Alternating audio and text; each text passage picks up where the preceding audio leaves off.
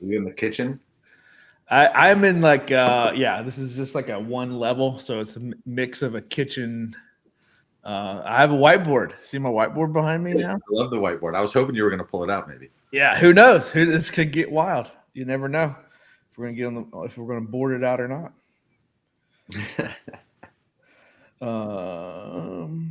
Sweet. Are you going out to Florida? Yeah. So I leave. Oddly enough, we're live, by the way, but 5 a.m. I got a flight from Huntington, West Virginia, by God. So, usually it's like a 2-hour flight. So I usually got to drive 2 hours just to get to the airport. Mm-hmm. But Huntington's 45 minutes from me, so I'll try to scour that. So every now and then there's an opportunity out of Huntington. So yeah, I'm leaving Thursday, bright and early Thursday morning. Welcome everybody. This brings me into my next segue. We have special guest Hollis Molloy here of MetFix Santa Cruz. In his grandpa chair, which is my favorite. If you've ever been on a Zoom call with Hollis, the grandpa chair is, you're getting some serious knowledge laid upon you. There you go. But yeah, so speaking of next upcoming events, Go Ruck and Learn is Friday. This Friday, so down in Jacksonville headquarters, we've got around 20-25 folks signed up, so that's awesome. We will leave it open for registration. We'll probably close it down tomorrow. So if you're on the fence, please get in while you can. It's a free event. The Ruckin starts at 3 p.m. at headquarters. And then from about 4 to 6-ish, we're going to do a little what is MetFix Q&A. It'll probably either be Pete Shaw, Chris Russell, and myself. And then we'll have a special guest speaker from Go Ruck, Richard Rice, kind of cap the thing off. And then we'll hang out afterwards. And kind of also leading into that weekend, we're going to do the foundation seminar, which Hollis can speak to a lot about here in the next hour or so at Jacksonville. So that's where we're heading into. And Hollis, how are you, buddy? I'm doing very well there, Dale. How are you doing? Man, I am breaking necks and cashing checks. Hey, there you go. There you go. You can use that one. My patented one more often is living the dream. Amen. Living the dream. So do you have to coach this morning? No, today I don't go in until noon Pacific time. So okay. So what is your schedule like there at MetFix Santa Cruz? Yeah, so I coach 5 days a week. Monday, Wednesday, Friday are my kind of big days. I show up at 6 until 2. And then on Tuesday, Thursday, I just have my noon class and some private training clients on the Tuesday, Thursdays. But so Monday, Wednesday, Friday is group classes. Okay. And what you're the proprietor of what fine establishment? Oh yeah. So I am the very, very proud proprietor of MetFix Santa Cruz. Yeah. Yeah. And I'm still holding on my CrossFit Santa Cruz because I feel like this beautiful symbiotic extension of my career is just, where I'm headed right now. So yeah. And me too. So we're a CrossFit affiliate as well. Like we just celebrated 15 years, but let's kind of dig into that because you're like the Moses of CrossFit in a way. I don't know about that, but I have been around for a while. That's for sure. So yeah, give it for those who may not know, kind of give us the background of CrossFit Santa Cruz and how you got to be involved. Okay. Yeah. So I'll try to not go too deep and you can ask questions if you want to have it be longer. In 2005, my sister was working out with Greg and Lauren at CrossFit Santa Cruz, like just CrossFit. Right? Yeah. There was no other.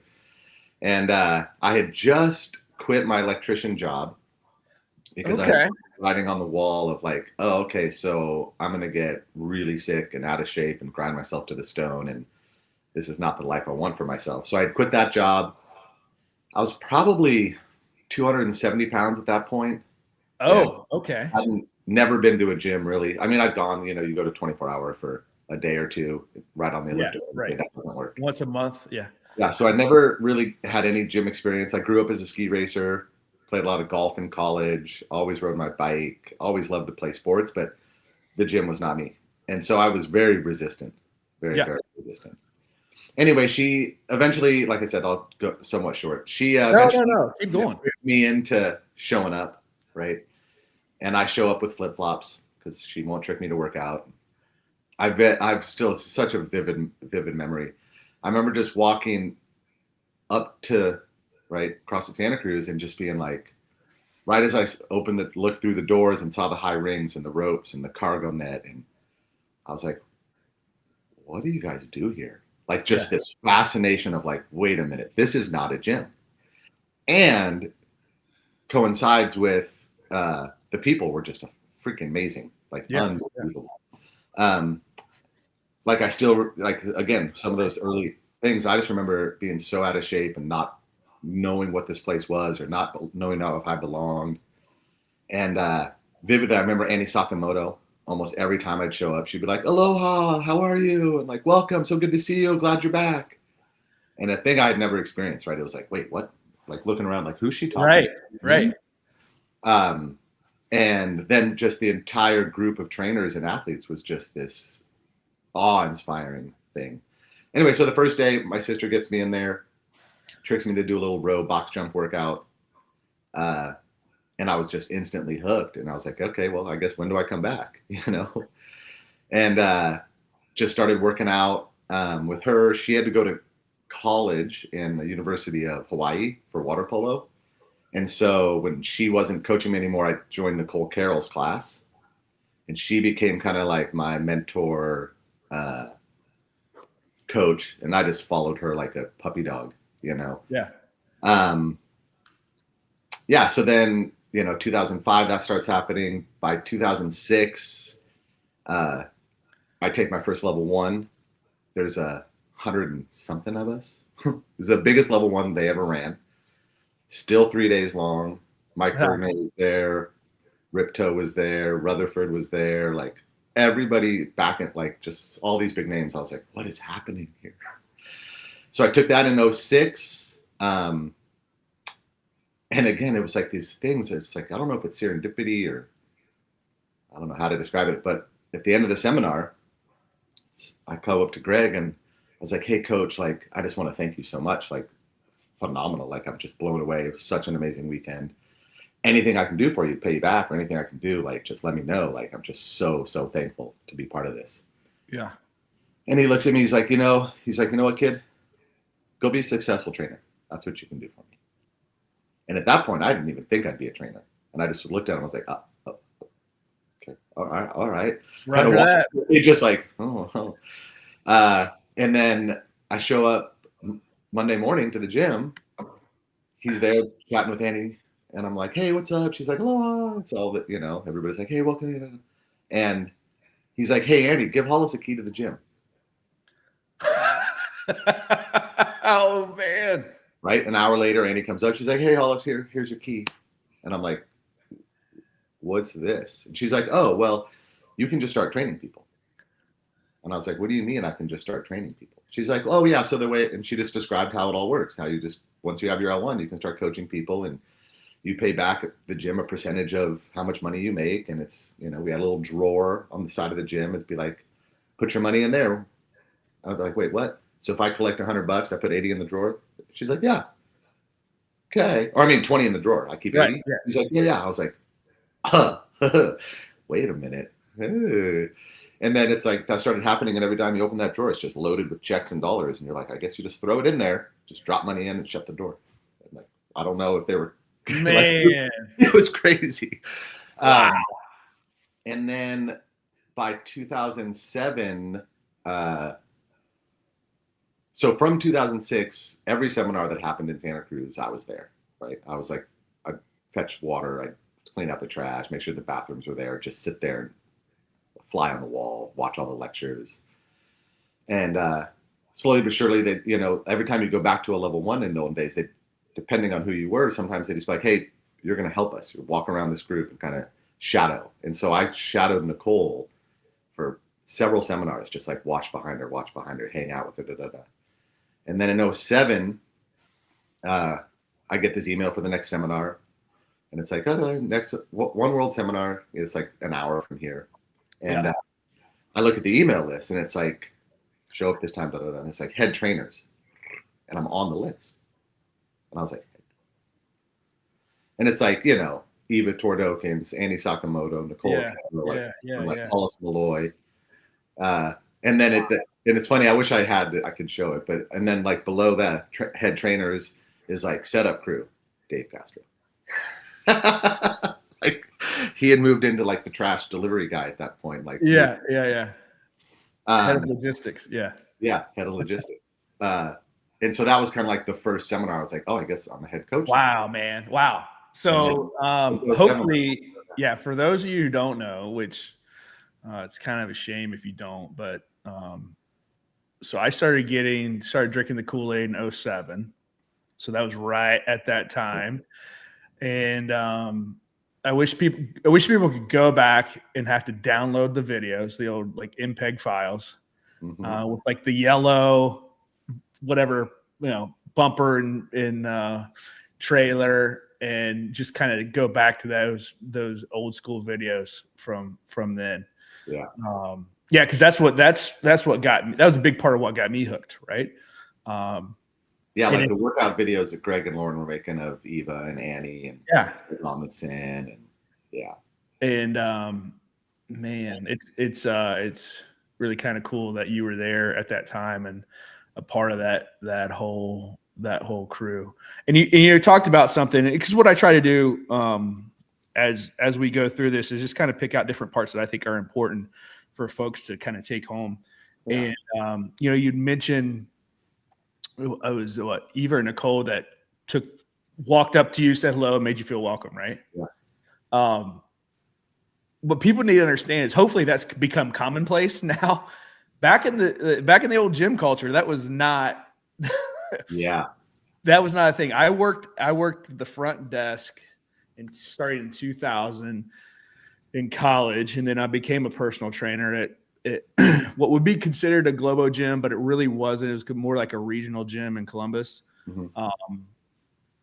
And no one, when people would walk in, this was old school days. So they had a laminated card and they'd put it, my job was just to make sure they dropped their laminated card. I'd check it just to make sure it was active. Yeah. And it would go from the in bucket to the out bucket so they could grab it on the way out. Right. But I remember, I was one of the first guys I'd look at and I'd be like, hey, Jane, hey, Tim, hey, John, kind of whole thing. Yeah. Then my first experience in a CrossFit gym was in this little place in Columbus, Ohio called Rogue Fitness in 2007. So this was before Rogue Fitness was Rogue Fitness. And the reason I went there, it was the closest gym around. So it was 2 hours away. Wow. And they would have free workouts on Saturday. So, like I said, I drank the Kool-Aid while I was in the military, and I came back home to Ohio. And I was like, this is only 2 hours away. Like I'm going to go. And you walk in, you see rings for the first time and the bumper plates and the whole thing. And this like skinny dude comes up, says, hey, welcome. Where are you from? I was like, dude, I'm all the way from down in Portsmouth.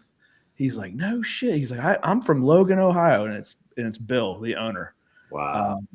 And then we got a workout in, got brutalized, and then we all went out for a beer or two afterwards. Yeah. And that was like my first, people will do classes now on hospitality. That's the first lesson. As much as you can, never forget when somebody new walks into your gym. Yeah.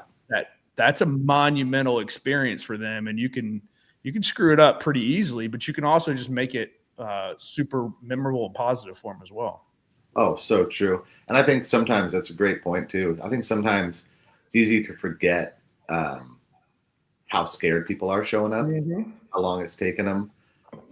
I've had several athletes come clean after a while and be like, oh, dude, I was driving by your spot for a year before I came in. Like, what? What do you mean? What? You've been thinking about it for a year? And they're like, yeah. And so they're very intimidated, scared. And then we all have like our language, we're talking about things that they don't understand. Like one of my favorite ones is I had an athlete been with us for a couple of weeks, and she's like, "Hey, can we do that thing? It's like, I don't know, I think it was like a sweeping or something." And I'm like, "Tell me more about it." And then she like starts talking about, she's like, "Well, you have a barbell and you kind of," and I was like, "Oh, you mean clean?" Yeah, clean. And I was like, "Sweet, clean, I get it." She'd been with us for about a year, right? And so even then, it's like people aren't getting some of this stuff. So if you're brand new coming into it, sometimes it's intimidating. And so that's again why I think Annie being so friendly was such a powerful piece. And so now at our gym, it is just standard protocol. If you come into the gym and you do not know somebody, it is your responsibility to walk up like, "Hi, my name's Hollis. How's it going? Welcome to the gym." Regardless of seniority, regardless of how long you've been there, if you don't know the person, you go up and say hi, right? Never make them come up and say hi to you. Always got to be, because it is that scariness, and it's so easy to say, "Hey, how's it going, man? Hollis, welcome to the gym," and instantly the guard is down and people want to play. So I think that's a really and I think you can definitely kind of tell the old school guys, because that's something they never forget, and it's a lesson. It's a lesson worth double clicking on, and it's a lesson worth repeating that everybody can take that to and do that in their gyms. It's funny too. You mentioned the kind of interaction with Greg, and I've obviously have not had the history with him that you've had, but I've got to know him pretty well in the last 4 or 5 years, and it's funny how those stories, everyone tells a similar story. like here's your key. Like, you know what I mean? Like here's like, go at it, have at it. Like Coach has an amazing ability. How do I even phrase it? It's so layered, but like not only to like see you as a person, but to give you that moment in time and to make you feel like he's there for you in an authentic way. Like I remember after that experience, I don't remember how long ago. I mean, it was years later, right? And I'd had several, and I just remember coming up and being like, "Hey, Coach, how's it going?" He's like, "Oh, Hollis, nice to see you." He's like, "Hey, how's the wife?" And I was like, "What?" And then I was like, "Oh, well," he's like, "Yeah, so Heather's doing," he's like, "You remember her name?" Yeah. Right? And he's like, "Oh, yeah, didn't you?" And he's like, remembers all this stuff about me. And I'm like, how do you remember all that about me? And then he does it with the next person. "Hey, you remember that?" And he has like this photographic memory and this like vulnerability that's like, "Dude, we're friends, aren't we?" Like instantaneously, bam. And I think that's I think that's a very special gift that he had. Oh man, yeah. All of that. I certainly don't have that gift, right? Yeah, I recognize your face. Right. And he actually inspired me because of that. I'm terrible at that. I'm terrible at that. And then I was like, am I that terrible, or am I just not making it a priority? Like clearly Greg has a gift on that. That's undoubted. And so he really inspired me to do the whole name thing. Yep. Like as soon as you meet somebody, repeat their name back to them and try to say their name back to them as many times within that, first kind of introductory conversation that you can. Yeah. But yeah, you're right. It does make you feel important. It makes you feel seen. It's like that kind of, you only got a one shot at a first impression with somebody. And well, I think it's an authentic piece because it is 100%. Yeah. That. We can know when somebody's like, "Hey," and like tries to, and it's like, that's what was, again, to your point, so motivating for me to be like, "Man, I got to get better at that." I want to make people feel like that. And so I have to also try to learn names and try to, engage in, like he would always say, it's like, you have to care.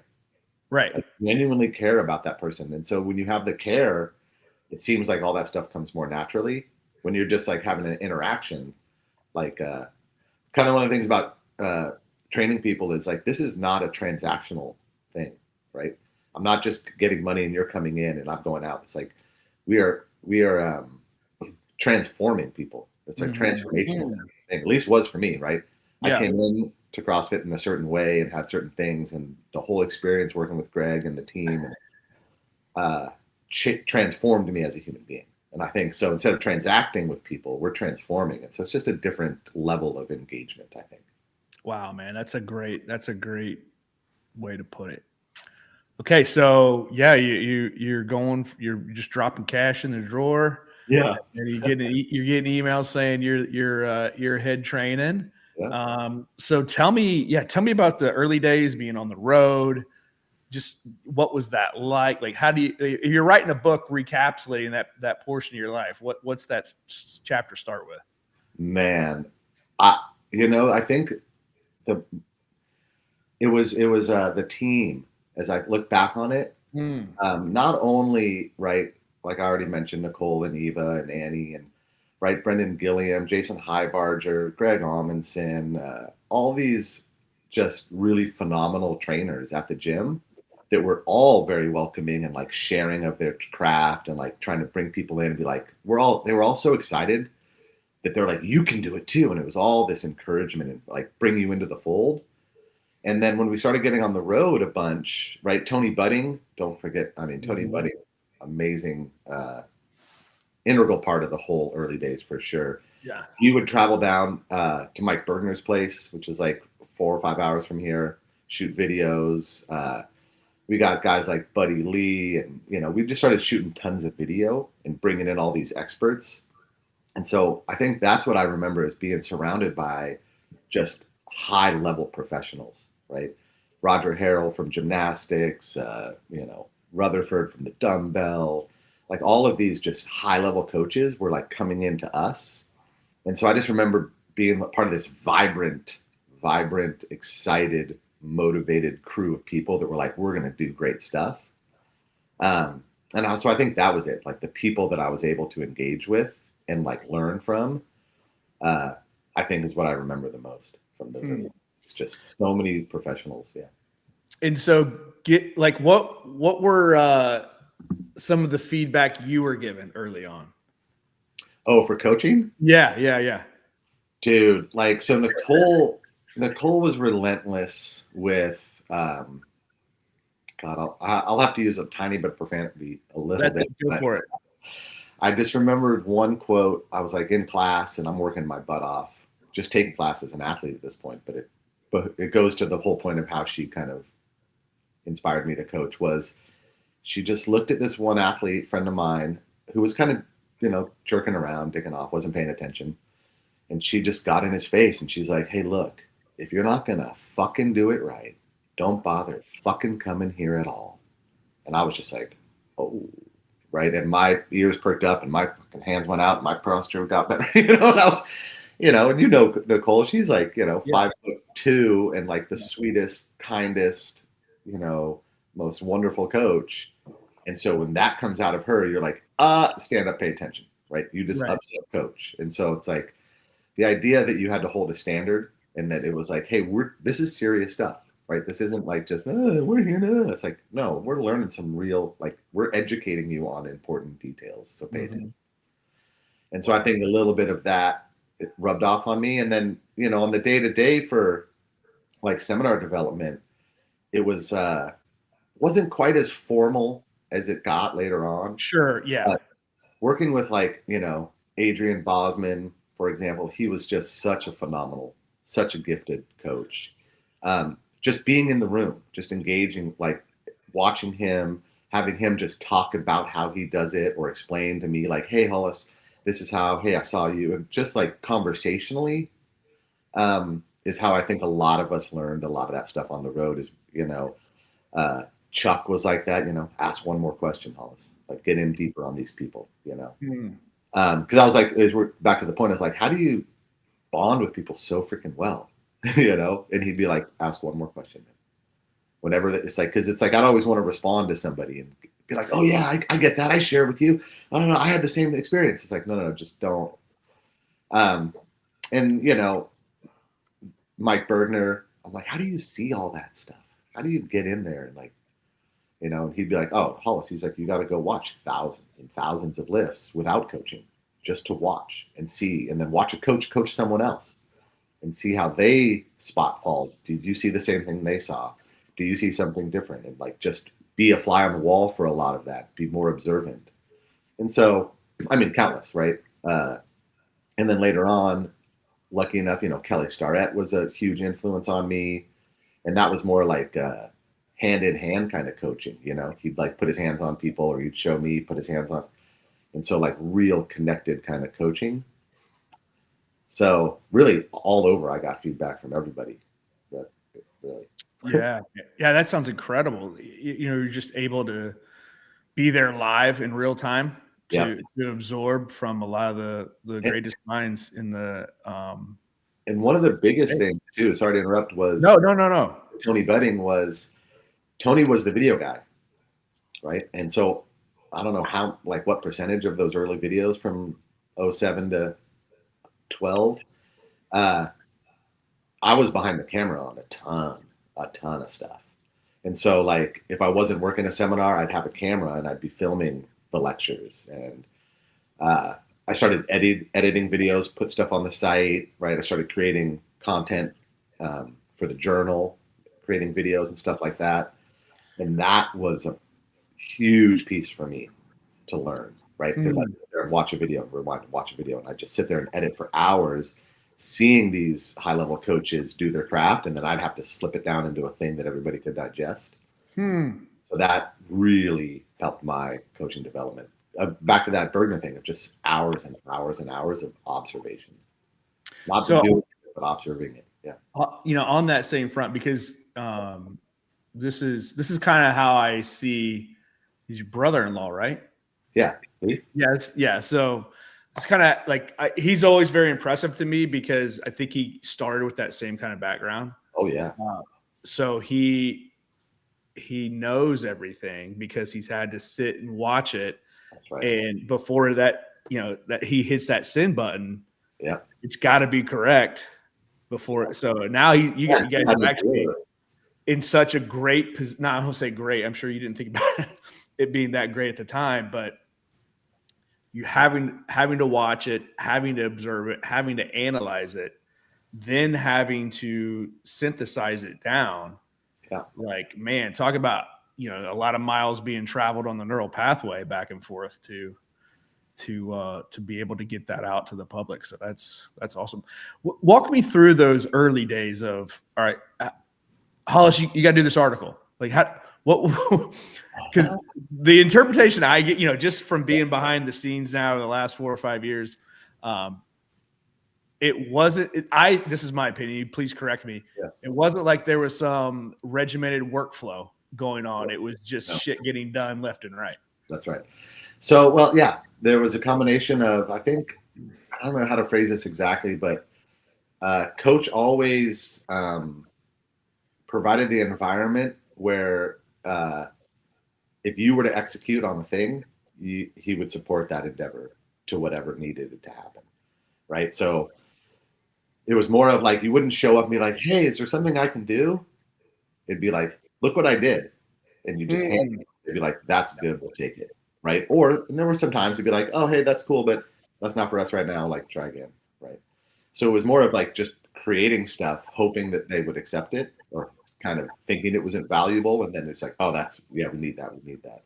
For example, in 06, CrossFit.com was like posting, workouts of the day, but for us, it was like Greg was still writing some workouts at the gym, Lauren was writing workouts, Annie, like all of the trainers were writing their own workouts. We did not follow CrossFit.com at the time. And so, oh geez, I gotta plug this in real quick. Sorry. No, you're good. Yeah, so this is me killing dead air right now. Yeah, killing dead air. But here's the thing. Oh, you're good, brother. 06, .com is posting the workouts. All of us coaches are just creating our own. That's like one other thing I remember about Nicole is she loved to just create workouts and test them on people. So we were like guinea pigs. But I was like, hey, I think we need a website. And so I just went on to, the internet and www.crossfitsantacruz.com, bought the URL, put up a few pages, and then I sent it to Greg and Lauren. It was like, hey, I think we should have a website. What do you think? They're like, this is fabulous. Yes, great, Hollis. Good job, right? And then CrossFit Santa Cruz, the website is up since 06 with workouts. Because I wanted to highlight, and if you look back on our early blog posts, you'll see some of them I tagged like, hey, from Brendan or from Jason. Oh, wow. But not a lot. But all of the workouts either were something that every single workout for at least the first few years were taken from Daley. Like I'd just walk into the gym and be like, oh, that's it. Oh, and I'd write it on the, because 6 a.m. would be a different workout, 7 a.m. different workout. Every coach would just coach what they wanted. Not the same in my current gym, right? We just run one workout for all the classes, keep homogeny, but back then that wasn't the case. And so anyway, the website was like that. And then for the video content in particular, like I said, me and Tony would just go record these videos and then he would give me the tape and I would just go back home and be like, what do I want to make? And I'd watch a 2-hour clip of, either Bergner or like, I had Kelly Starrett come to the gym and I just whittle it down to like a 1.5-minute, 2-minute clip. Or if it was longer, what we would do is I'd have like a 10-minute clip that would go in the journal and like a 2-minute preview. Right. And so I would just create that 10-minute clip in the 2-minute preview and send it in to, Tony. And if they liked it, they'd run it. And then they'd send me a check. It was pretty great. Man. Yeah. Yeah. Such a fascinating environment of like, stop, and that's a great lesson in general is don't sit on the sidelines and wait. Like get in the game. Get in the game and prove your worth. That's the other kind of thing too is, fortune favors the bold and you got to be willing to go out there and throw your hand up and not only just ask to do something, but go ahead and do it, submit it and see what happens. Just hope. Yeah. Yeah. And I think you see a lot of the stories happening in gyms like that. Like, oh, hey, how'd you get to be a coach? Well, I just like, I stuck around, I'd help out and I'd volunteer. And that's how I've hired some of my best coaches was like, oh, hey, you want to help? You got like a service first kind of mindset. Like you'd be a great coach. I think that's true. And I just saw a clip of this new Bruce Springsteen video coming out. And he's like, hey, this is a vocation and a calling. And it struck me when I heard that. I was like, yep, there it is. It's like, this is hard work. Don't get it twisted, right? I wake up at 4:55 in the morning. My gym gets freaking pulled. It's like, this is a day-to-day, on the floor grind. Not every athlete shows up happy to see you sometimes, right? Like there's a lot of moving parts running the business and all that. So it is a job that takes a lot of my time, a lot of stress. And I feel like it's a calling. Like I feel like it's something I can really do. And like, I feel like I can contribute. Right. And I think that's kind of the inspiring part, especially with, coming into MetFix and stuff is like, how do you take 20 years of experience and what do you do with that? How can I contribute that to others? Because I remember Greg early on talking about, the seminars and the affiliates. And he's like, his gym even, he's like, yeah, I created a gym that I'd want to attend. I created a seminar that I'd want to attend. And if I did, it would push my training ahead 10 years. I created an affiliate program that I would join. And so that has stuck with me. And I think that's what I did with my gym. That's what I'm doing now. That's kind of where I'm at with this MetFix piece, right? Is it's time for me to now kind of contribute some of my piece and create some of the content that I wish I already had already come out. Wow. That's great. So yeah, it's just since we're there, let's go ahead and kind of stay on it a little bit. How do you see what MetFix is and what it brings to gym owners? I know that's a big question, so I'll kind of let you chew on a little bit, but because that's what we want people to be able to watch the show to kind of like they can pick up something that they can implement right away as a trainer or as a coach, but equally important is to learn about what we're doing and what we're about. So I'll kind of give the floor to you on that.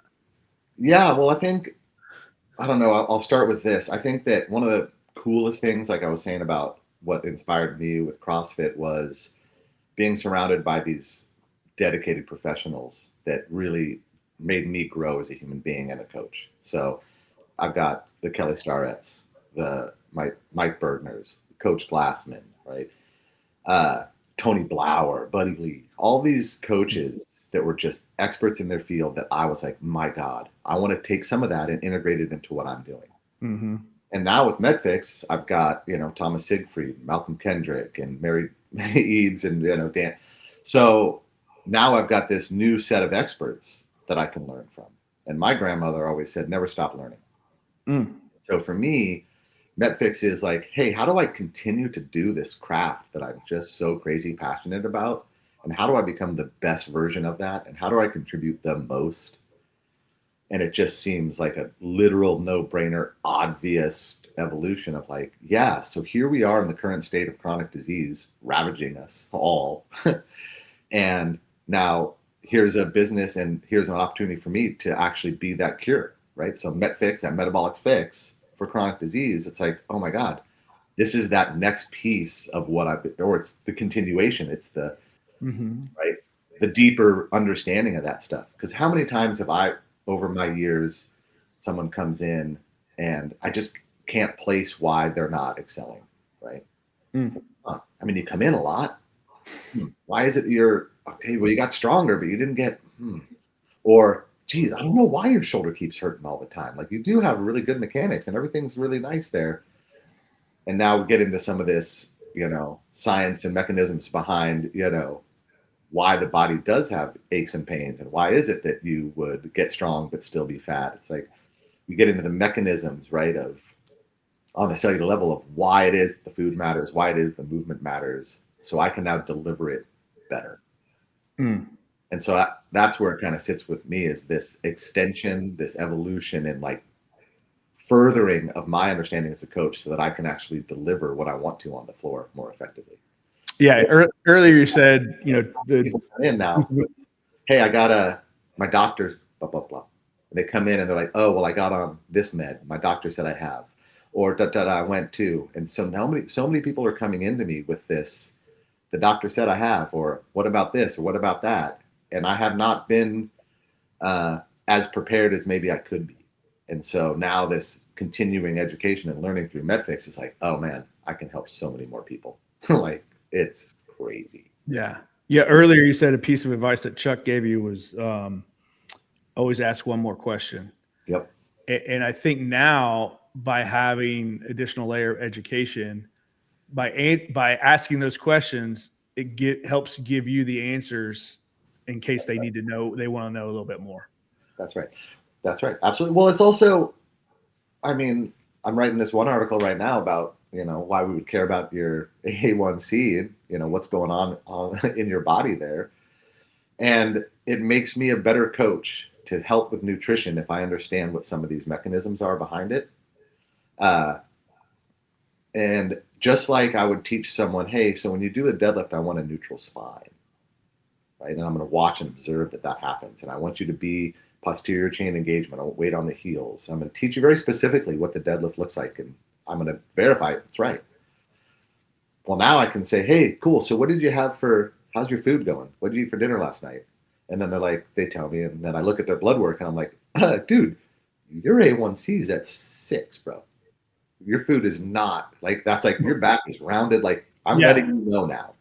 And if we don't know that, well, I don't know. Like, if I don't see his rounded back, I can't help him. If I don't see his A1C, I can't help him. And so it's more of that. It's just that one more layer of the same exact puzzle, I think, is kind of my point. Yeah, that's I like that point about, neutral spine, rounded back, because you can just say, keep a neutral spine, and it works for and I would say maybe a lot of people it works. Just, hey, this is what neutral spine looks like. Keep it this way when you hinge, and you're going to be fine. However, I've seen a greater impact when you show hyperextension or when you show super rounding of the back, and then you can explain, if you're in those positions, that's why your back gets hurt. That's right. So, you can always, telling the what is great, but if you can explain the why behind the what, it enables you to kind of have a deeper impact and delivery with who your intended audience is. Yeah. And I mean, the other thing too, is that I heard Greg say this years ago. He's like, we already got all the fit people. We did that. Right. And so all of the fit people have found what we're doing and they love us. But the evolution of my gym over the years, and I think Greg had already done it, right? But I was a young trainer, so I didn't quite see it maybe at the time. But currently, I have a lot of grandparents or parents of my athletes. And so it started out as like, hey, yeah, I'm just, excited by movement. I want to coach people to muscle up. I want to have a bigger clean. I want to see faster Right. frames. Like, Yeah. and I still do. I still want all that for my athletes. But slowly but surely over the years, as my skill set got better, I started getting all the people that were broken and old, or somebody come in and be like, hey, Hollis, my buddy, his knee doesn't, he can't squat. I'm like, what do you mean he can't squat? So then I'd start getting that person, right? And then it was slowly, hey, guess what? Now, right? So currently now, one of our athletes is like, hey, yeah, so my dad just had a fall. He's got diabetes. He's got heart disease. My mom's starting to get some dementia. They both know that they need some sort of physical training, but they don't know where to go. They have nowhere to go. Can you help them? And that is kind of how my coaching has evolved from, hey, just I can take a, totally fit, robust human being and make them more fit. Or I can take somebody who has no skills and bring them some skills to, hey, I can actually help someone who's broken, hurt, and injured and bring them back from the present, right? And that's been really fun to see that kind of, you can not only prevent people slipping down, yeah, you can pull people back. And so the families that we have, right, they have young kids and they still are just working out all the time. They look super healthy. I don't know about you and your parents, but when I was a kid, any parent was old and fat and not doing much, right? Nowadays, these parents are just like, still running 5Ks and still deadlifting weights and seeing their mom do pull-ups. Like, when you do pull-ups and handstands, right? My 14-year-old and 11-year-old were hanging around the house and we started talking about handstands, and all their friends were like, what? You can do a handstand? And my kids were like, of course I can do a handstand. What? Kicked up into a handstand, right? And so these capacities that we can give to not only the youth, we can then start to bring back into some of the people that have lost it. I think that's really exciting. Yeah, and it's being able to work with those groups of people is very rewarding too. Yes. It's like we've started a thing. We've always had people in the legends category. It's called 60 plus, but we opened up a specific class for them here in the last month, and then we have a like an after school teens class as well. Yeah. So we're able to deliver kind of that life-changing, life-saving ability across all generations now. Yeah. And just to see the kid, and it's awesome because you'll see the kids and they're fired up and they're learning and they're having fun, and then their parents are working out at the 5:30 a.m. class. And now we have some grandparents who are coming in at, the 10 a.m. And that's, you're right. It's kind of common for us, but we are the uncommon ones. That's right. But just to be able to start that ripple in a family's life to where they can all share together, share the independence and functionality. It's a special thing, man. Yeah. It's neat with the kids too. Cause like, for sure, like I was talking about these elderly patients and, we're getting them on their nutrition. We're talking about getting rid of all the sugar and how can we get enough protein for them. And it's hugely impactful. You see the changes, right? And it's fun to see. But also, though, at the same time, what I got to do is I got to teach my 14-year-old all this stuff before it goes bad. So when I showed up to CrossFit at 270 pounds, guess what? I had been through the low-fat diet. I've been through the no-meat diet. I've been through the blah blah diet. I've been through the whole cleanse diet. I've been through I've been through all of the things that how do I not be this fat? Mm-hmm. And not until I found CrossFit, right? And was like, hey, this is what food looks like. Here's the nutrition piece. And especially Nicole, right? Back to Nicole. I remember walking up to her one day and I was like, hey, Nicole, I want more pull-ups or something to that effect, right? And she just looked at me and she's like, you're not doing the food, and walked away from me. And I was like, yep, you're right. I don't even know what that means, but you're right. Right. Yeah. Down to the bookstore, bought Entering the Zone, read it cover to cover. The next day I went to the Whole Foods and started weighing and measuring my food. Yeah. And so now my kid is learning, hey, why do you need protein, homie?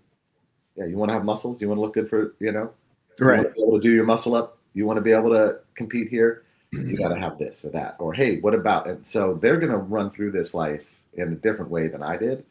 And so this chronic disease might not be the thing for them. They might just avoid it in its entirety.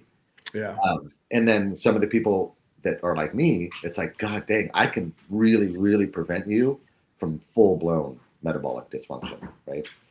You might get a little out of weight. You might get a little bit of this, but man, we can definitely stop diabetes from coming at you. I can probably not make sure you don't have a fucking heart attack if we eat right, right? If we get you on this thing, we can pull you back from the brink. Also, we can make you never get there. And that's what's fun. Yeah. So kind of talk to me, obviously, you're one of the originals in the game. And you were at the Cambridge conference when we were kind of launching this stuff and putting it together.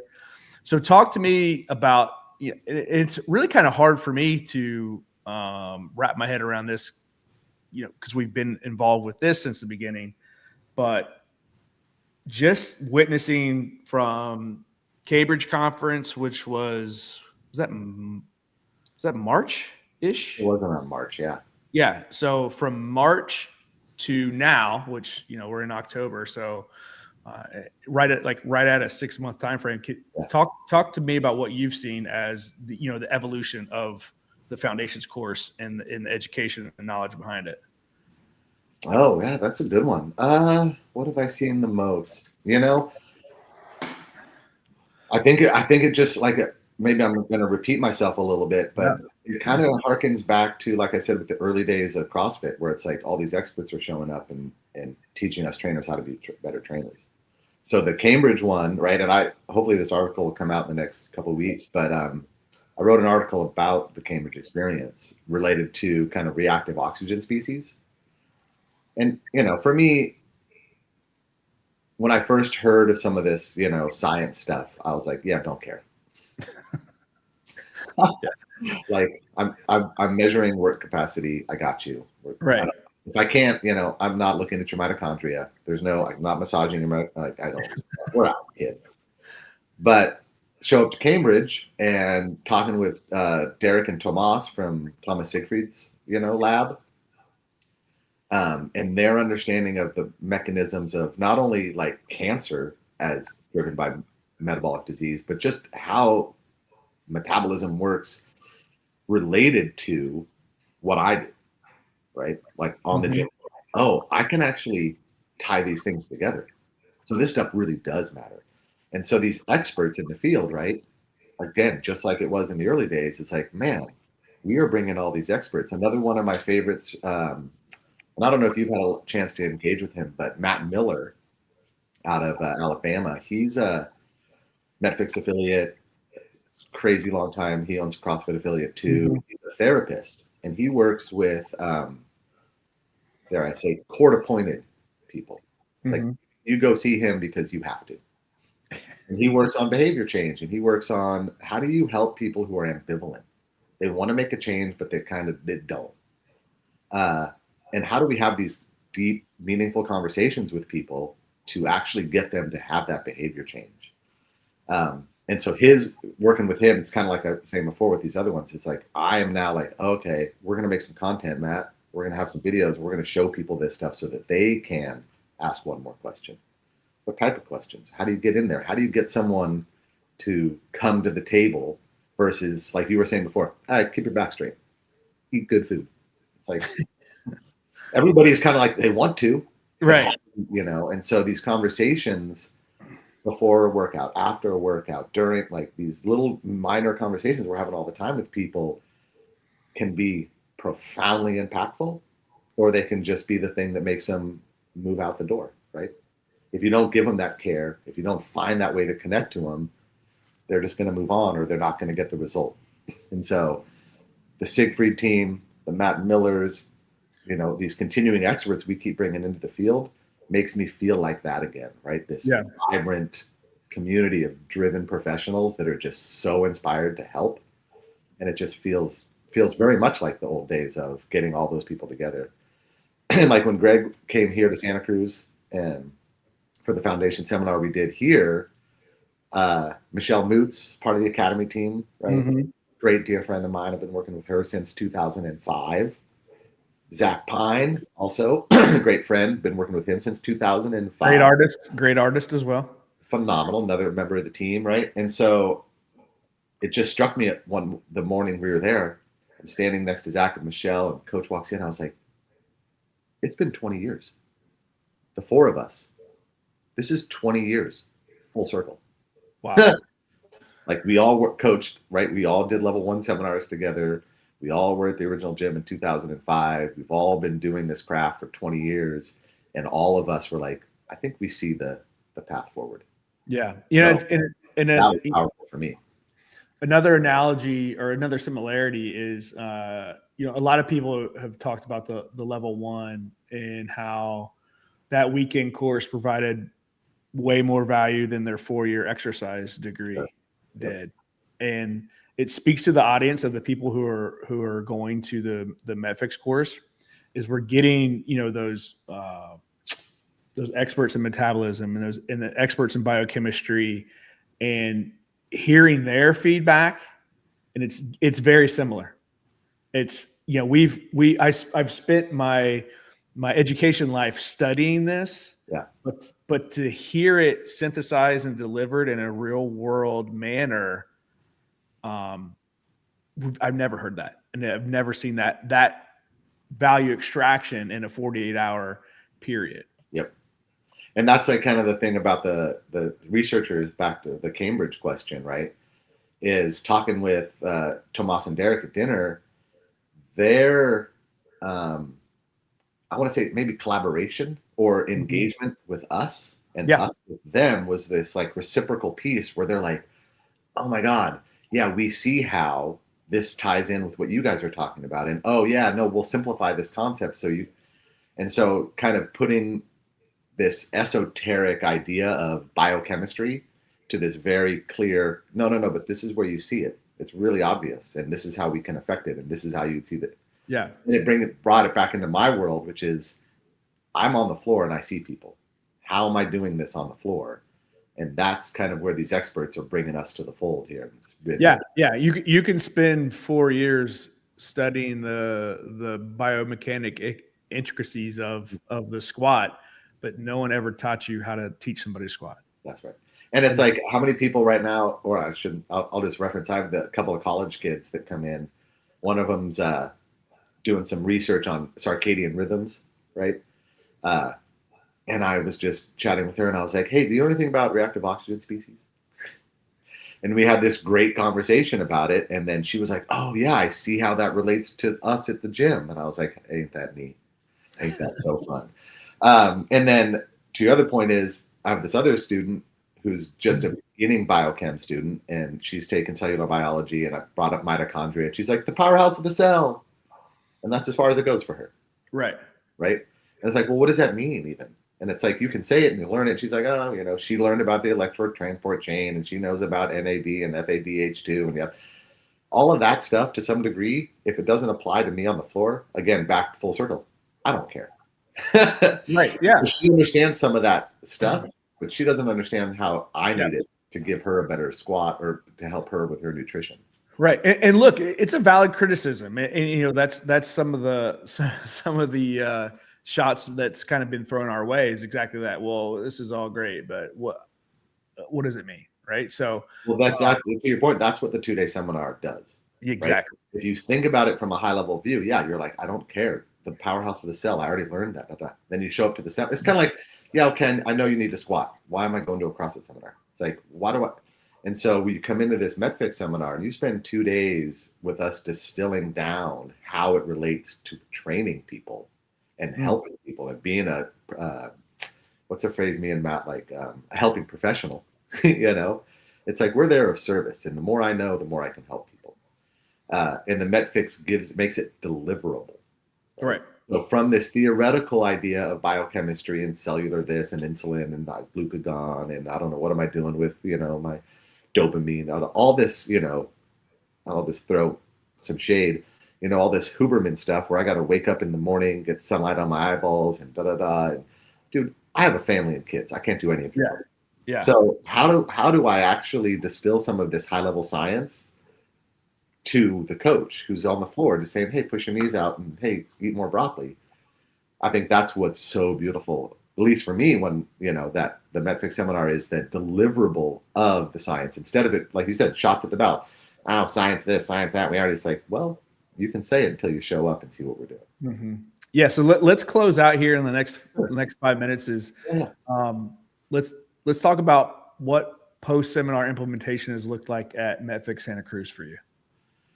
Oh yeah, so it's cool. And this is, like you were saying, we're both still CrossFit affiliates, and so the reality is that 90% of what we're doing is not changed. Right? Yeah, because it's a perfect system. We're, just in the end. Want to say this before I answer that question, but I am CrossFit. I love the team there. Some of the red shirts are some of the best coaches in the entire world. Yep. If you want to get in health and fitness, I say get to your level 1, please. Do that. Start being a trainer. Go to your level 2. Do that. Be a better trainer.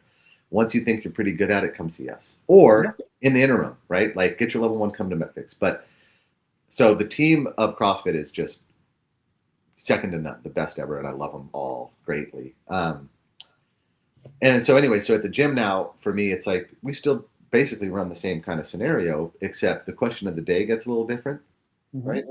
My conversations with people before and after get a little different. And right now I'm running I'm doing a little experiment, dare I say, where I have worked with a doc in town and I've requisitioned lab blood work for people, right? So they don't have to go to their GP and wait 3 months and do that whole thing and have them get prescribed meds. They're going to get the blood work transitioned. I'm getting the DEXA van out to the gym. And so we're going to have basically blood work and body composition stuff that we haven't done before, right? We've tracked your deadlift and your blah, blah, blah. Yep. And so I'm just telling people, I'm like, cool. So here's the next layer that we're going to track and look into. And so we're just going to get all those numbers and they're going to come talk to me and we're going to be like, cool, how do we tailor this thing so that it fits you now? Because what I've noticed, I did it back to the Leaf and my sister. We all did some blood work and we're looking at our numbers and we're like, you know what? When you actually look at this with a clear lens through this MetFix perspective, you can see how to tailor this, make it personalized in the sense of I need a little bit more conditioning. Leaf needs a little bit more of this. My sister needs a little bit more of that. Mm-hmm. It all fits inside this beautiful idea of mechanics, consistency, intensity, and relative, and all of the stuff I've been doing forever. But it adds some depth and clarity to how I can now dose my athletes. So it's not always, hey, high fat, low carb, high intensity. It's not always that, right? Sometimes it's like, hey, it's a little bit of here, and you need more of that, you need less of that, and so that some of those that's what's changed for me with MetFix is now I have more tools to be more effective. Yeah, that's great, man. And like you're saying, it's cool to hear that example and other examples, from the founding affiliates who've taken the course and they've gone home and been able to play around with it. But, we won't get into it here. Maybe this is a good segue for another part too. Yeah. But where this transition into additional revenue opportunities is when you're bringing in the DEXA van and you're providing the blood work opportunities and you're kind of sitting down with them and going through all that and providing more of a prescriptive model that kind of Chris Cooper is famous for, is that translates to more time, which means you should be charging more for that. And sure. So, yeah. I think that's the end result is probably the case there. But me at least, and kind of what I would throw out to my staff and stuff goes back to the early days. What Greg said is, no, you chase excellence, money will come. Yep, 100%. And what you're saying is, I can offer a better service. My gym is more excellent. The money's coming. I don't need to focus in on, hey, this is my revenue source. And it's like, no, I am focused on becoming the most excellent coach I can. And this is that tool to get me there. So I'm a better coach with MetFix, right? And so now, yes, I can make more money because I'm better. Not so much, hey, here's my opportunity. Like, I just can't do the flyers. I can't do the, here's this add-on revenue stream just because I want to make some more money. It's like, right. I want to provide the ultimate service, and the MetFix education has made me a better coach and made me, so now it's like chase that excellence. And yeah, to your point, the thing I'm doing, I am charging for it. So yes, it's a revenue stream I didn't have before. Right. That wasn't my motivation. My motivation sure. was help. Yep. How do I chase excellence?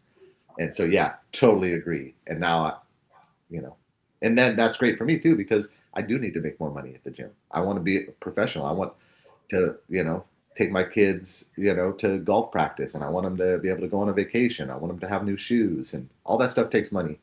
Yep. So I definitely want to make some more money. Yeah. And yeah, we'll close that out on this because we're talking about, implementation and what that looks like. Like you said, hey, the 60-minute class model of running CrossFit classes is done correctly with superb coaching and everybody's having a good time. That's awesome. That's exactly what you should be doing. But this provides another way to layer upon that model, right? Yeah. So whether that's like the example you're saying, or whether folks are offering a straight up kind of what I'm going to call like a hybrid educational counseling, group counseling class, to where they come in and they're, they're given homework before and they review it and they kind of talk about a lesson of the day. And then they talk, they're all sitting around talking about how they're improving their nutrition or the struggles they're having that doesn't involve movement at all. Yeah. So there's what we're finding in kind of this first cohort of founding affiliates is we're only limited by imagination and creativity on how to execute this knowledge. And so we're really excited to take those lessons and give them out to folks. So thank you for coming on the show, my brother. Oh man, real honor to be here, Dale. Thanks. Yeah. An hour flew by, dude. Oh, dang. That's how long. All right. Yeah. So, hey, yeah, you'll come to a seminar. You see Hollis on the road. He's mainly on the West Coast for now, but that doesn't mean he can't cross the Mississippi and get on the East Coast every now and then. So, man, we're pumped. We're lucky to have you. And I appreciate you, brother. Yeah. Thank you so much, Dale. Hope to see you all out there on the seminar. Yes. All right, buddy. Be good, guys. You too.